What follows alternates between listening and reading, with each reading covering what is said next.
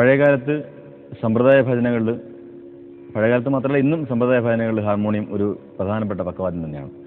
പഴയകാലത്ത് നമ്മൾ നോക്കിയാൽ ഹരികഥ തുടങ്ങിയിട്ട് ധാരാളം സംഗീത രൂപങ്ങൾക്ക് അല്ലെങ്കിൽ കഥാപ്രസംഗം പോലെ അല്ലെങ്കിൽ ഹരികഥ പോലെയുള്ള ധാരാളം ഭക്തി അവതരിപ്പിക്കാനുള്ള ധാരാളം സംഗീത വേദികളിൽ ഹാർമോണിയം ഒരു സ്ഥിരമായിട്ടുള്ള പക്കമേളമായിരുന്നു ശരിക്കും പഴയകാലത്ത്.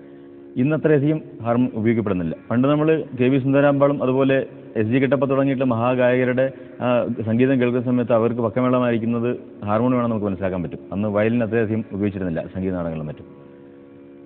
മനോഹരമായിട്ടുള്ള മറ്റ് സംഗീതാനുഭവങ്ങളുമായി വീണ്ടും കാണാം. നമസ്കാരം.